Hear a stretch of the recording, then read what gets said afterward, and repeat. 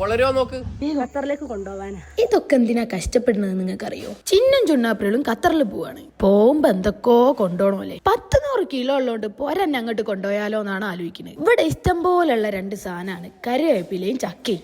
Risk എടുത്ത് കുഴിച്ചിട്ടേല് കാര്യമുണ്ട്. അയിമെന്ന് നിറച്ചും കമ്പും പൊട്ടിച്ചു ഒരു കവറിലാക്കി കെട്ടി അങ്ങോട്ട് വെച്ച്. ഇതൊന്നും പോരാഞ്ഞിട്ട് ഇനി ഖത്തറിലും കറിവേപ്പില തോട്ടം ഉണ്ടാക്കാനാണ് പ്ലാന്. ചക്ക കൊയ്യാൻ സാനു കൊക്ക എടുക്കാൻ പോയിക്കണ്. അടുത്തുള്ള തെങ്ങുമ്മല് കയറിയിട്ട് കൊളുത്തിട്ട് തായോട്ട് ഇറക്കാനാണ് മാസ്റ്റർ പ്ലാൻ. ആദ്യമായിട്ടാണ് സനു തെങ്ങുമ്മ കയറുന്നത്. ഇറങ്ങാനാവുകയ്ക്കൂ. കൊളത്തെ വായിച്ചുണ്ടാക്കി വെച്ചോണ്ട് അത് കുടുക്കി ഇറക്കിയാ മതി. സനു മെല്ലെ കൊക്കോണ്ട് ഹുക്ക് ചക്കന്റെ ഇടയിൽ കുടുക്കി സെറ്റാക്കി താഴെ കുഞ്ഞും ചാപ്പ ഇമ്മയും കയറി പിടിച്ച് സനു അരിയാൻ തുടങ്ങി. ടപ്പേ ഒരൊറ്റ വിഗല.